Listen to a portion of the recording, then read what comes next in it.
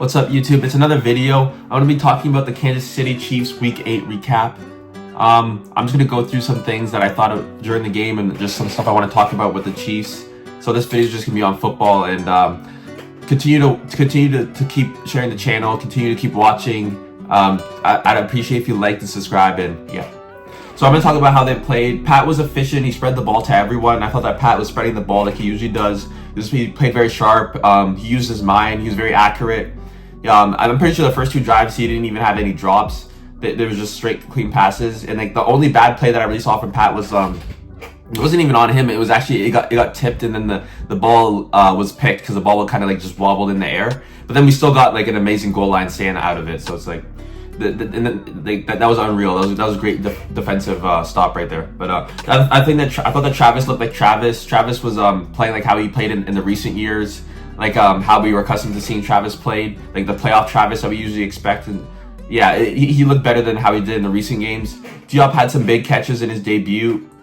I thought that Worthy played well. He found the end zone again. I feel like he's like one of our highest scorers just on touchdowns, like receiving or just rushing any way, because the jet sweeps as well. So it's like I just feel like he has a knack for just finding the end zone. He's very good at that.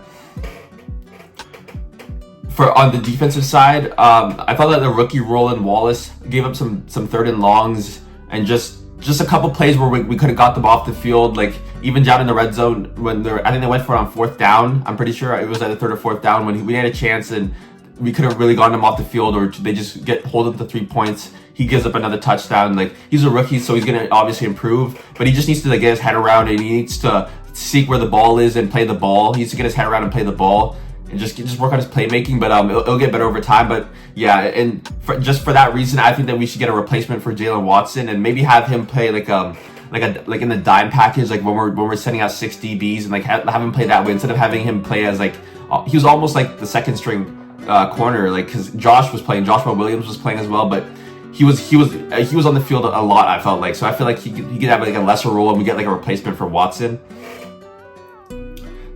Just like what I was talking about earlier, the goal line stand was amazing. Like as soon as we gave the pick, I was upset, but the way we just bounced back and the way we just got a stop on the goal line, it was unreal. I've never seen anything like it. Like really, where they get the ball on or inside the 5, and then we just stopped them like 4 straight times just like that. It was an amazing stand. Karlaftis had a great game, generating pressures, getting a bat down and sacking the quarterback. He did it all that game, and he's gonna have games like that when Chris Jones is getting double teamed and when Chris Jones is getting all the attention.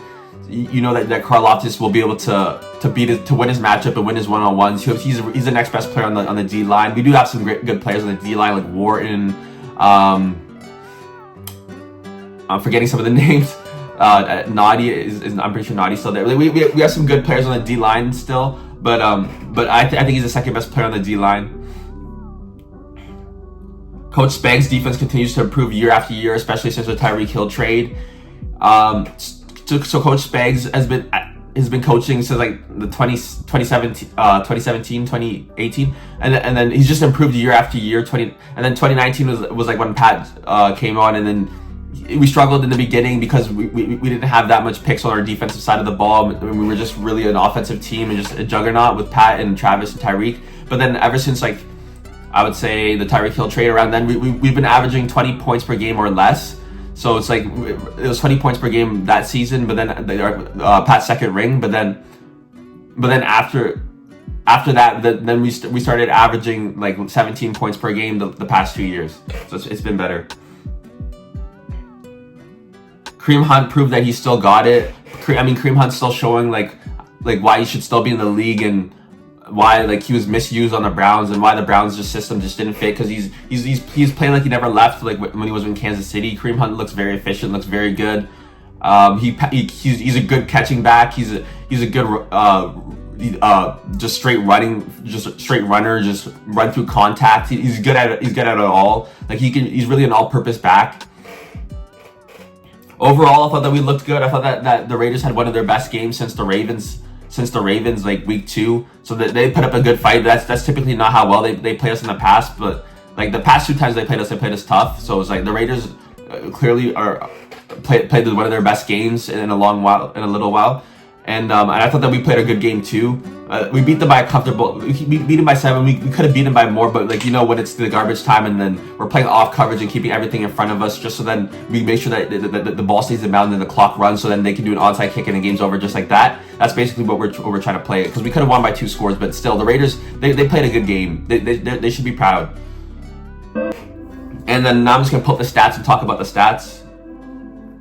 So Pat was 27 for 38, 262, 2 touchdowns, 1 INT. Kareem Hunt had 21 carries, 59 yards, 1 touchdown. So he struggled a bit in this one. His yards per carry wasn't as good as it is, like how it has been. But still he still fought through it. Still gave us 60 yards and a touchdown. Travis Kelce played well, 10 receptions for 90 yards, 1 touchdown.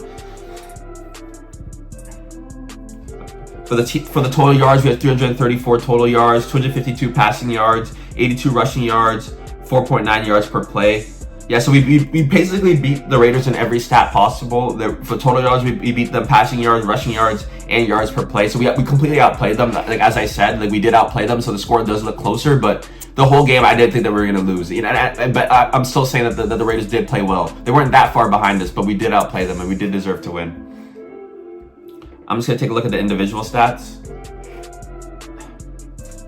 So, Carson Steele, the rookie, had 2 carries, 6 yards, 3 yards per touch. Kareem Hunt had 2.8 yards per touch. Pat had 6 carries for 17 yards. You know, but Pat will do that occasionally. Some games he'll have like 50, 60 yards. Some games he'll have like 40. Like, you can expect it all from Pat.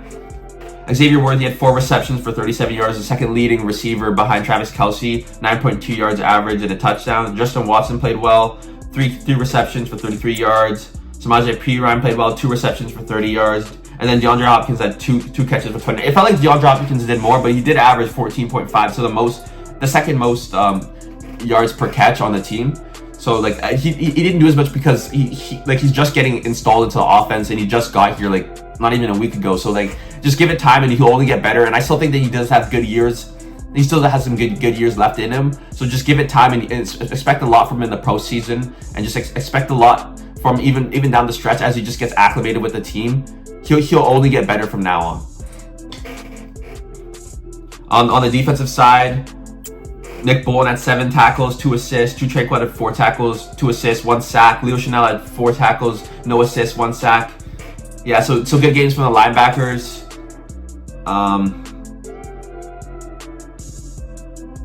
I thought that George Karlaftis played a good game. I said that.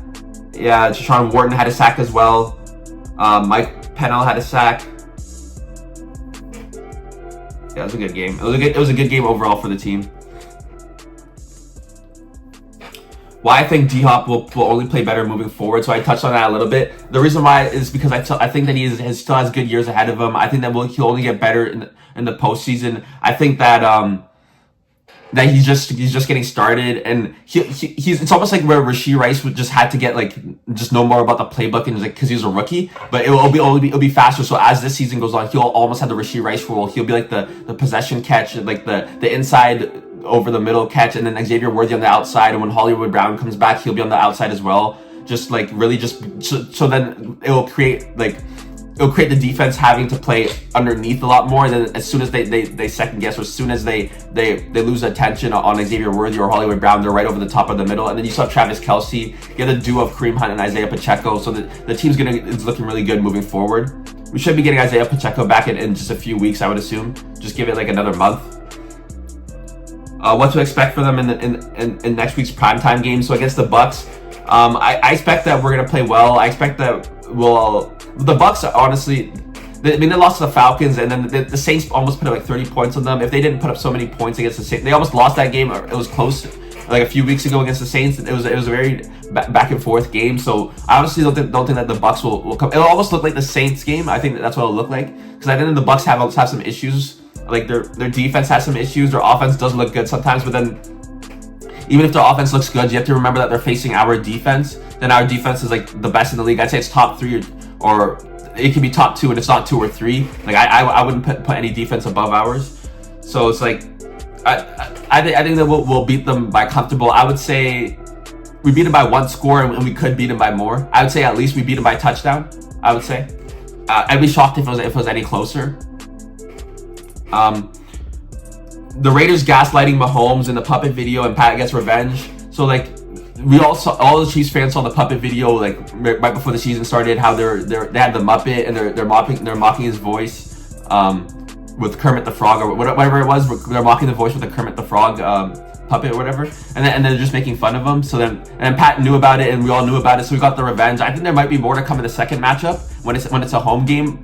For us, I'm sure that's what I would expect, because you know he might pull out a behind the back. He might do something on purpose, like just to get back at them, just to let them know. Because Pat does that a lot. Like even when he had the beef with Jamar Chase said they're asking they're asking who's the best quarterback, and then a couple people were saying like Pat or Joe Burrow, and then Jamar Chase said Pat who, like he doesn't know who Pat is. Like he really didn't need to say that. So like and Pat got back at him by just holding up the ring and saying that's who, you know, like holding up the championship ring and saying that's who. So I do feel like Pat will get back at them in the second match, because I think that was just it. That was just the first match, and he knows that we played them twice, and he knows that he can get back revenge again. So like, you know, one win against them is enough, even though we did beat them comfortably. So like so just expect more from that, and just maybe some more like kind of like how the Lions treated the Cowboys because they're upset with the call and how they lost last year. Probably a little bit of that, just a little bit of trick plays behind the back. I think something just to get back at them, just to let them know that he's the best and you don't want to poke the bear. And that's it for the video. It is a longer video, one of the longest videos on my channel. Just keep going, continuing to just talk for a longer time. Some videos I don't want it to be as long, but just video, I guess it happened to be longer. And I hope you enjoy. Feel free to subscribe, like, and comment. Peace out.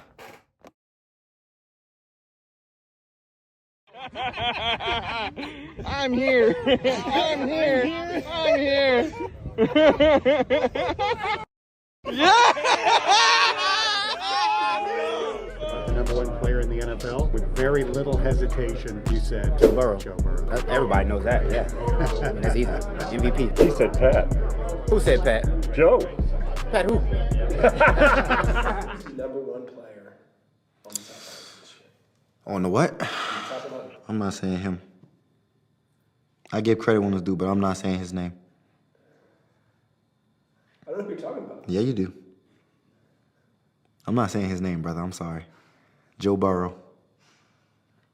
I'm not saying that guy's name. He's good. He's amazing. He's good. Not gonna lie. I'm salty, though. I'm a little salty. 2 years in a row. But I'm putting Burrow first.